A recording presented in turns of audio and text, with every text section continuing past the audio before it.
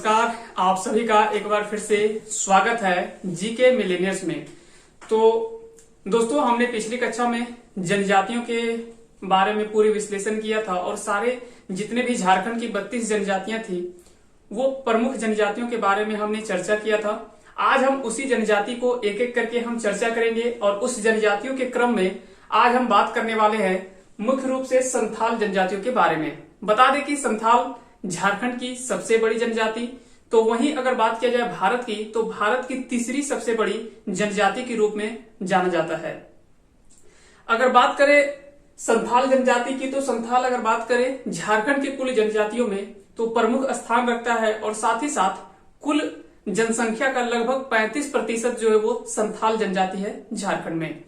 आइए तो उसके बारे में आज हम चर्चा करेंगे, संथाल जनजातियों के बारे में। जैसे इससे पहले कक्षा में हमने चर्चा किया था कि संथाल सबसे पहले पश्चिम बंगाल की ओर से संथाल परगना क्षेत्र में निवास करते हैं और पश्चिम बंगाल में संथाल को वहां पे सावतार के नाम से जाना जाता है। और वो आके कह सकते हैं कि मांझी शासन व्यवस्था जब हम पढ़े थे उसमें डिटेल रूप में देखे थे कि उसके बारे में चर्चा हमने किया था।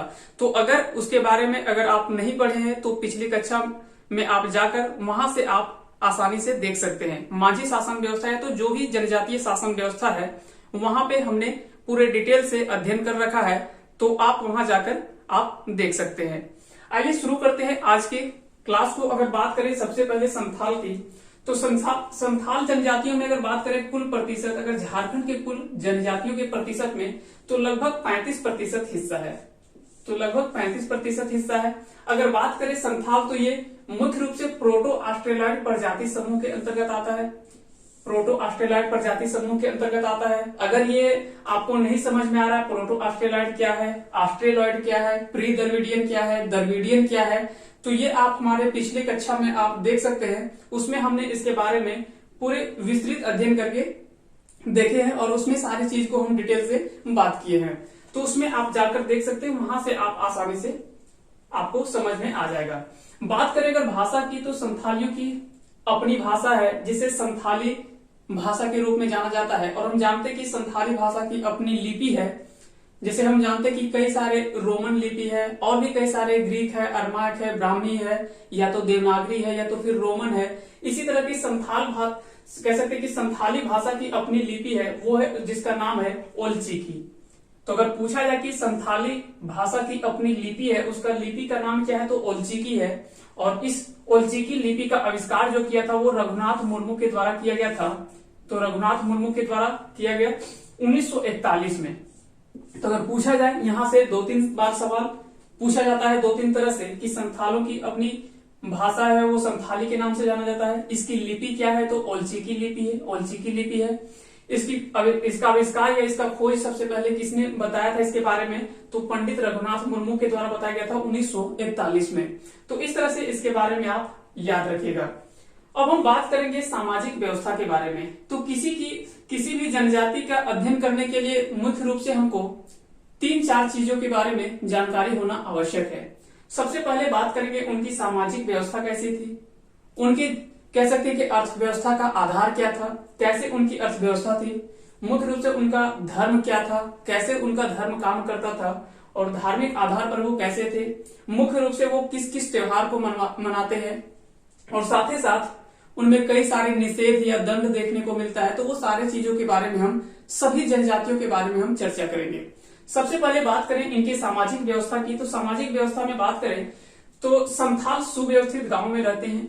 संथाल जो वो सुव्यवस्थित गांव में रहते हैं, क्योंकि कहीं ना कहीं शुरुआत में वो जब आते हैं तो जंगलों में कह सकते हैं कि रहते हैं, लेकिन धीरे धीरे ये जैसे जैसे विकसित होते हैं तो वहां से क्या होता है कि ये कृषि कार्य करना, खेतिहर के रूप में कृषि कार्य करना प्रारंभ करते हैं और उस तरह से धीरे धीरे ये कृषक के रूप में अपना परिणत हो जाते हैं और धीरे धीरे वो कृषक के रूप में जाने जाते हैं। साथ ही साथ कई सारे संथाल जो है व्यापारिक दृष्टि से भी कई सारे महत्वपूर्ण कार्य करने लगे। और वर्तमान में अगर देखा जाए तो अभी तो वर्तमान में काफी संपन्न परिवार के रूप में माना जाता है संथाल जनजाति।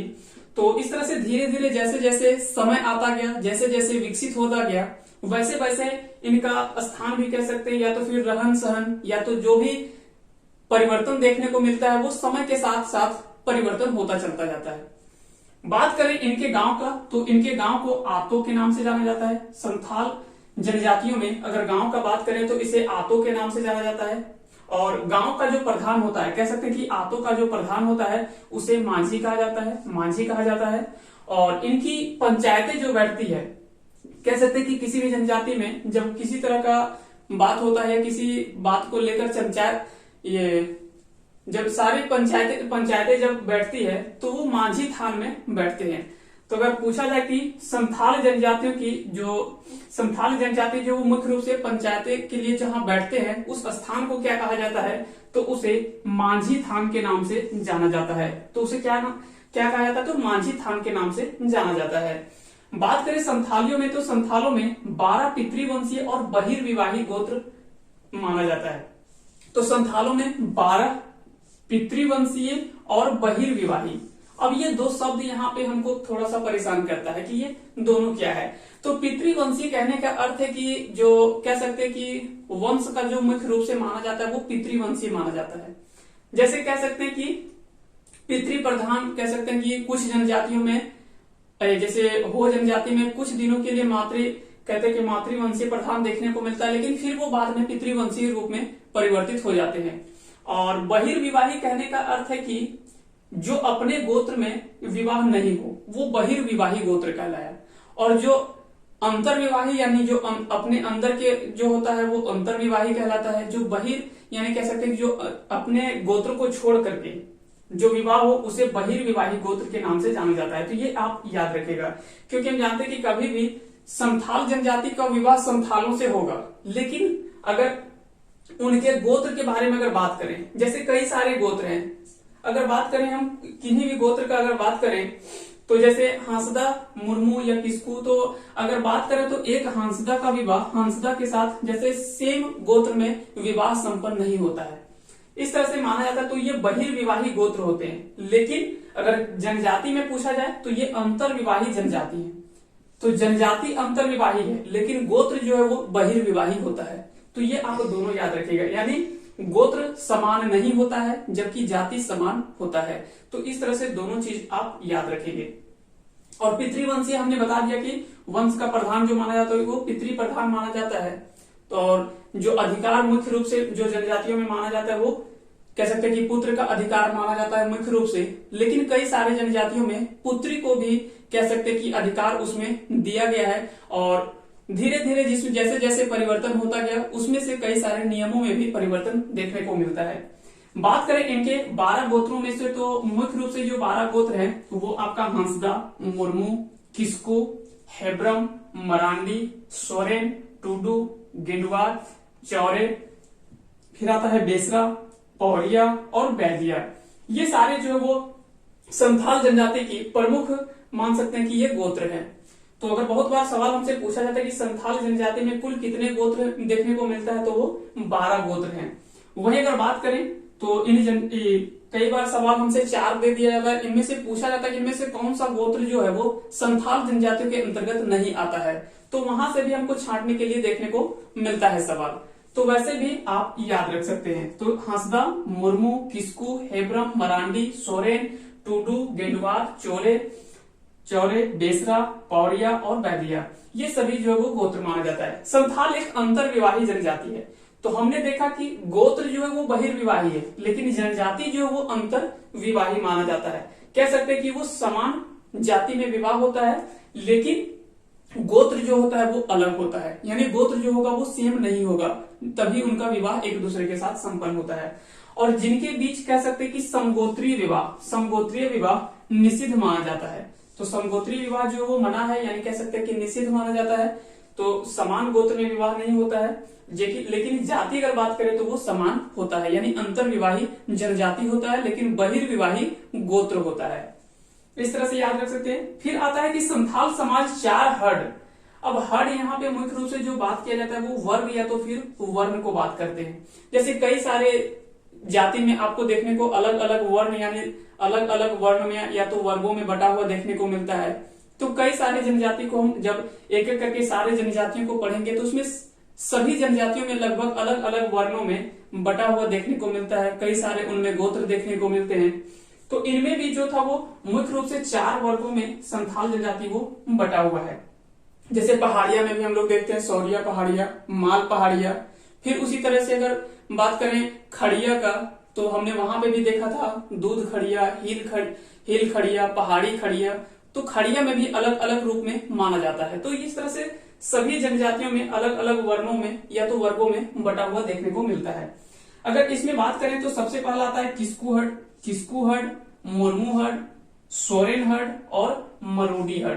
अब यहाँ से जो किस्कुहड़ जो माना जाता है वो राजा के तरह माना जाता है, जबकि मुर्मूहड़ जो वो पुजारी वर्ग के रूप में माना जाता है। तो अगर बोले किस्कुहड़ जो वो किस वर्ग में माना जाता है, वर्ण में माना जाता है, तो राजा वर्गों में माना जाता है, जबकि मुर्मूहड़ ये पुजारी वर्ग में माना जाता है।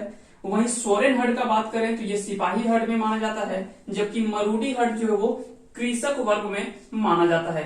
तो यहाँ से भी आपको कई बार सवाल देखने को मिलता है कि जो किस्कुहड़ है वो किस वर्ग के अंतर्गत आता है, तो राजा, पुजारी, सिपाही या कृषक के रूप में। तो इस तरह से भी यहाँ पे सवाल बनता है। फिर बात करें इनके युवा ग्रह का, तो इनके युवा ग्रह को घोटुल के नाम से जाना जाता है। तो अगर संथालों की युवा ग्रह का बात करें तो घोटुल के नाम से जाना जाता है।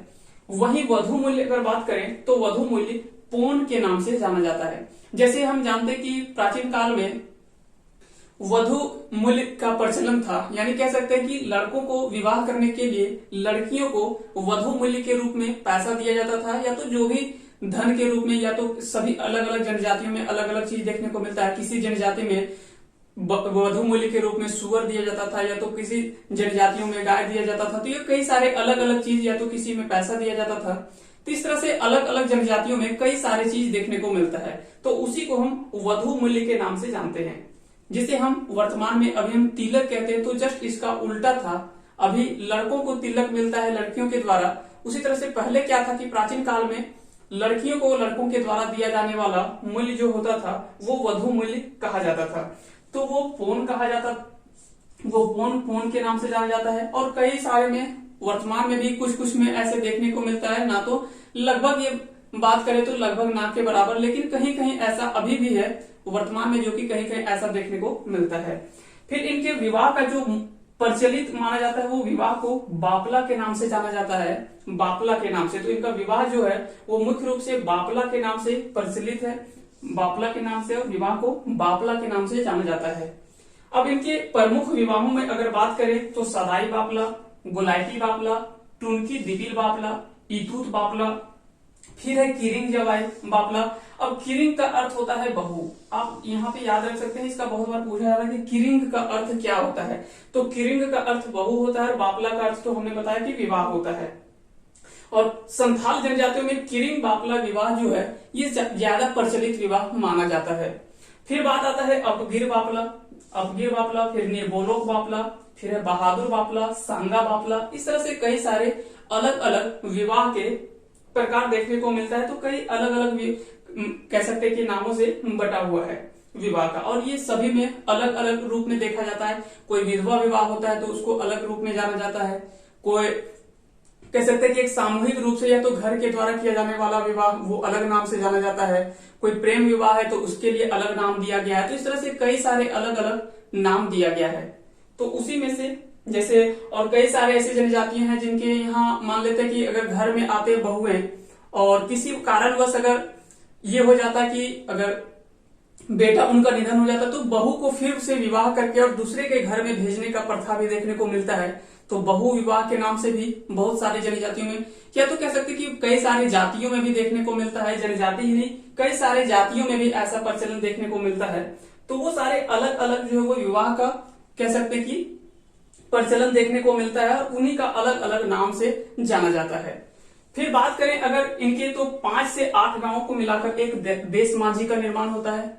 एक देश माझी 5 से 8 गांवों को मिलाकर एक देश माझी बनता है, जबकि 15 से 20 गांवों का मिलकर 15 से 20 गांवों को मिलाकर एक परगना तैयार होता है, और उसका प्रमुख या तो प्रधान जो होता है उसे परगनेत के नाम से जाना जाता है। फिर बात करें माझी की अनुपस्थिति में जो कार्यों का निष्पादन होता है वो परमाणिक के द्वारा किया जाता है। कह सकते हैं कि अगर किसी कार्य में अगर माझी की अनुपस्थिति होती है तो वैसे कार्यों का वैसे समय में कार्यों का जो निष्पादन किया जाता है, या तो कह सकते हैं कि कार्यों को जो संभालने का काम होता है वो परमाणिक के द्वारा होता है। फिर आता है इनके अर्थव्यवस्था। तो अब सबसे पहले हमने देखा कि सामाजिक व्यवस्था इनका कैसा था और किस तरह की सामाजिक व्यवस्था देखने को मिलता है।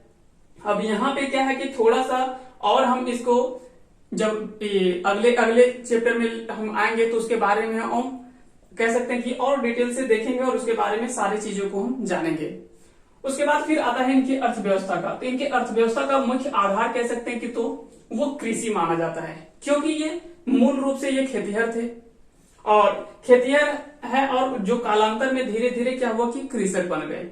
तो सबसे पहले वो जंगल झाड़ को साफ करके खेतों का निर्माण करते हैं, और खेतों का निर्माण करके वो धीरे धीरे कृषि कार्य करना प्रारंभ करते हैं, क्योंकि जानते हैं कि जब जंगलों में निवास करते हैं तो मूल रूप से जो वो पेड़ पौधे पर ही निर्भर होते हैं। जो भी कंद मूल या तो कह सकते हैं कि और भी जितने भी पेड़ पौधे के सामग्री उनको प्राप्त होता है, उसी से उनका जीवन यापन होता है। लेकिन जब देखता है कि जनसंख्या वृद्धि के साथ ये संभव नहीं हो पा रहा है, तो वैसे में क्या करते हैं कि वो जंगल पहाड़ों से नीचे उतरते हैं और फिर कहते हैं मैदानी क्षेत्रों में प्रवेश करते हैं, और फिर वहां से धीरे धीरे वो विस्तार करना प्रारंभ करते हैं और खेत का निर्माण करते हैं। और जब खेत का निर्माण करते हैं, धीरे धीरे कृषि कार्य करना प्रारंभ करते हैं, और जब उनको देखने को मिलता है कि यहाँ पे हमको काफी फायदा और बेहतर जीवन देखने को मिलता है, तो वहां से क्या करते हैं कि वो धीरे धीरे नीचे के क्षेत्र में प्रारंभ करते हैं और धीरे धीरे ये विकसित होना प्रारंभ होते हैं। अगर बात करें ये सोरगम एक शब्द है, तो बहुत बार पूछा जाता है कि सोरगम शब्द किस रूप में जाना जाता है। तो बता दें इसके अंतर्गत चरी, चीनी, गन्ना, ये सभी आदि चारा जो खेती होता है उसी के रूप में इसे सोरगम के नाम से जाना गया। फिर मक्का, ज्वार, बाजरा, ये सभी को खेती जो है वो मूल रूप से संथालों के द्वारा किया जाता है।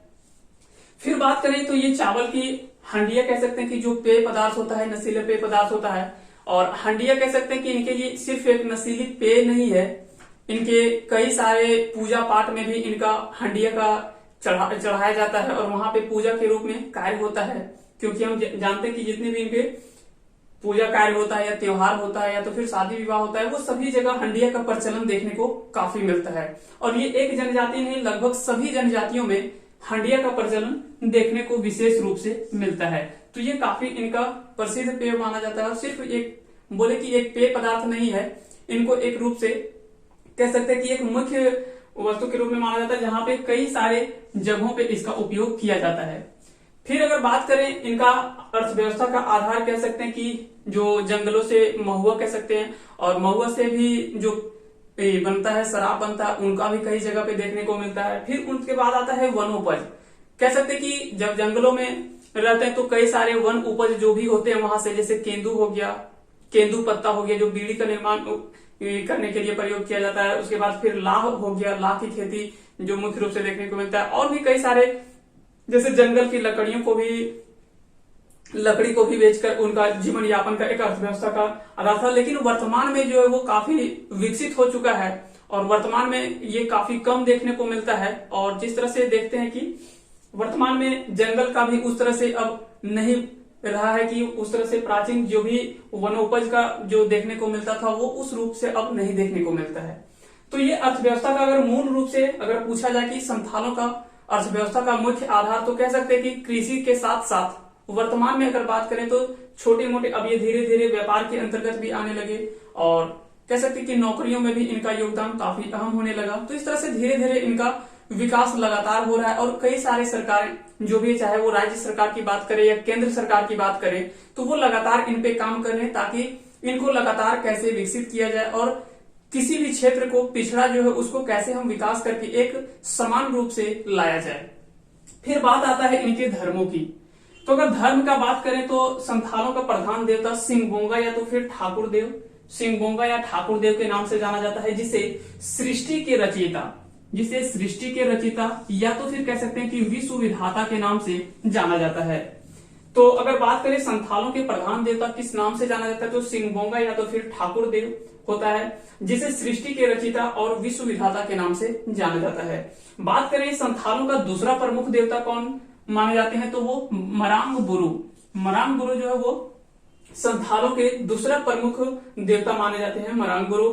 और इनका मुख्य ग्राम देवता जो है वो जाहिर एरा के नाम से जाना जाता है। मुख्य ग्राम देवता जो है वो जाहिर एरा के नाम से जाना जाता है, जबकि निवास स्थान इनका जो है वो जाहिर थान के नाम से जाना जाता है। तो हम देखते हैं कि जो भी ग्राम देवता या तो फिर जो भी पूजा पाठ होता है तो उसे जाहिर थान कहा जाता है, जाहिर थान के नाम से जाना जाता है। जबकि जो मांझी द्वारा जो गठन किया गया पंचायत जो होता है उसे मांझी थान के नाम से जाना जाता है। ये दोनों में आप कंफ्यूज नहीं होइएगा। जो पंचायतों का निर्माण होता है वो मांझी थान कहलाता है, जबकि जो पूजा पाठ के लिए जहाँ पे देवताओं का पूजा पाठ होता है उसे जाहिर थान का नाम से जाना जाता है। और जो देवता होता है मुख्य ग्राम देवता उसको जाहिर एरा के नाम से जाना जाता है। जबकि इनके धार्मिक कार्यों को जो कार्य करते हैं वो नायके के नाम से जाना जाता है, वो नायके के नाम से जाने जाते हैं जो धार्मिक कार्यों को करने का काम करते हैं। जैसे गांव का प्रधान जो होता है वो मांझी होता है, लेकिन अगर धार्मिक प्रधान पूछा जाए तो वो नायके होता है। जबकि ग्रह देवता अगर बात करें, इनके ग्रह देवता को ओड़ाक बोंगा के नाम से जाना जाता है, ओड़ाक बोंगा के नाम से जाना जाता है। फिर पहाड़ देवता है और भी कई सारे जल देवता देखने को मिलता है, पहाड़ देवता। क्योंकि हम शुरू से ही जानते हैं कि कोई भी जनजाति जो वो शुरू से ही प्रकृति पूजक रहे हैं। इनका अगर मुख्य रूप से मुख्य आधार जो माना जाता है वो कह सकते हैं कि सूर्य पूजा देखने को मिलता है, वृक्ष पूजा के रूप में देखने को मिलता है, जल जंगल जमीन कह सकते हैं कि फिर कह सकते हैं कि जो पहाड़ पर्वत है उनकी पूजा देखने को मिलता है। फिर साथ कह सकते हैं कि जल, पहाड़, पेड़ और साथ ही साथ ये सभी को पूजा को मुख्य रूप से इन जनजातियों में देखने को मिलता है। बात करें इनके तो ऐसा माना जाता है कि जादू टोने के मामले में संथाली औरतों का विशेषज्ञ माना जाता है। यानी कह सकते हैं कि जो भी जादू टोने के मामले में संथाली औरतों को विशेषज्ञ माना जाता है। हालांकि ये वर्तमान में ऐसा ये काफी कम प्रचलन है, ये प्राचीन काल में ऐसा माना जाता था, लेकिन वर्तमान में ये सब अब कह सकते हैं कि एक तरह से काफी कम देखने को मिलता है अब ये, क्योंकि अब ये सब क्या कि वर्तमान में जैसे जैसे विकसित होते गए तो ये कहीं ना कहीं ये सब चीजें विलुप्त होता गया और अभी वर्तमान में ऐसा लगभग ना के बराबर देखा जाता है। फिर बात करें इनके प्रमुख त्योहारों की तो इनका कई सारे प्रमुख त्योहार देखने को मिलता है, जैसे बाहा या तो फिर बा पर्व, बाहा या बा पर्व। जैसे सरहुल को कई अलग अलग जनजातियों में अलग अलग नाम से जाना जाता है, तो इस तरह से याद रखिएगा। फिर सोहराई, कर्मा, बंदना, एरोक, माघसीम या तो फिर हरिहार सीम के नाम से जाना जाता है। तो ये अलग अलग जो वो इनका प्रमुख त्योहार है। और जब हम त्योहार का चर्चा करेंगे तो उसमें सारे त्योहारों के बारे में हम डिटेल से अध्ययन करेंगे कि कौन सा त्योहार किस तिथि को मनाया जाता है, किस महीने में मनाया जाता है, कैसे उसका पूजा का प्रक्रिया है और कैसे कैसे होता है। तो जब हम त्योहार के बारे में, जब झारखंड के प्रमुख त्योहार के बारे में हम चर्चा करेंगे तो उसमें पूरे डिटेल रूप से हम अध्ययन करेंगे। फिर बात करें दंड का तो इन जनजातियों में कई सारे दंड प्रावधान भी देखने को मिलता है। और बता दें कि इनमें भी अलग अलग रूप से जब किसी तरह के गलती किसी व्यक्ति से हो जाता है तो उसको सामूहिक रूप से कह सकते हैं कि जो मांझी थान होता है, यानी जहां पे पंचायतें इनकी बैठती है तो वहां पे सबको बुलाया जाता है और वहां पे एक कह सकते कि पंचायत का गठन होता है और दोनों को जो भी कह सकते दोनों पक्ष के व्यक्ति को बुलाया जाता है, जो गलती करते हैं और नहीं करते हैं दोनों को मुख्य रूप से वहां पे जो भी कार्य होता है वो सारा सुना जाता है और उनके बाद सुनवाई होता है। और जो दोषी ठहरता है उसको अलग अलग रूप से, चाहे वो आर्थिक रूप से हो, शारीरिक रूप से हो या तो फिर कई अलग अलग रूपों से दंड दिया जाता है। कह सकते कि सबसे हल्का दंड जो माना जाता है संथाल जनजातियों में वो करेला के नाम से जाना जाता है, जो कि 1.5 रुपए का आर्थिक दंड के रूप में जाना जाता है। हालांकि ये 1.5 रुपया जो था वो पहले था, वर्तमान में तो अब नहीं लगता कि ऐसा दंड होगा। तो पहले तो ये था इतना, क्योंकि उस समय हम जानते हैं कि उस समय 1.5 रुपए की राशि भी काफी बड़ी रकम माना जाता था। तो ये उस समय जो था वो 1.5 रुपए की राशि जो था वो हल्का दंड माना जाता था, जबकि सबसे कठोर दंड जो इनका माना जाता है वो बिटलाहा के नाम से जाना जाता है। तो अगर संथाल जनजातियों में अगर पूछा जाए कि सबसे कठोर दंड क्या है तो वो बिटलाहा के नाम से जाना जाता है, जो कि कह सकते हैं कि सामाजिक बहिष्कार, यानी कह सकते हैं कि जो भी दोषी इसमें पाया जाता है तो उनको क्या है कि, और इसमें विशेष रूप से यौन अपराध व्यक्ति को ऐसा दंड दिया जाता है जो कि समाज से उसको निष्कासित कर दिया जाता है और उसको गांव से कह सकते हैं कि ग्राम से भी उसको बाहर कर दिया जाता है। हालांकि कई सारे प्रावधानों के बाद अगर कहीं सामूहिक भोज होता है कहीं पे तो उसको फिर से पुनः मिला लिया जाता है, लेकिन वर्तमान में जब ये होता है तो उस समय उसको क्या है कि सामाजिक बहिष्कार के रूप में जाना जाता है। तो इस तरह से जो था हमने संथाल जनजातियों के बारे में विशेष रूप से चर्चा किया और हमने कोशिश किया कि कम समय में आपको एक संक्षेप में समझाने का और समेटने का प्रयास किया। उम्मीद करते हैं कि आप सभी को आज का ये क्लास पसंद आया होगा और अगर पसंद आया होगा तो आप लाइक करें और साथ ही साथ अगर चैनल पे नए हैं तो चैनल को सब्सक्राइब भी कर लें और साथ ही साथ बेल आइकन को प्रेस कर दें, क्योंकि जब भी कोई वीडियो हम अपलोड करेंगे तो उसका नोटिफिकेशन आपके पास तुरंत चला जाएगा और आप आसानी से वहां से हमारा अगला वीडियो देख पाएंगे। और साथ ही साथ अगर लगे आपको कि और सभी को भी इनसे फायदा होना चाहिए तो आप अपने दोस्तों के साथ शेयर भी करें और आप सभी को एक बार बहुत बहुत धन्यवाद।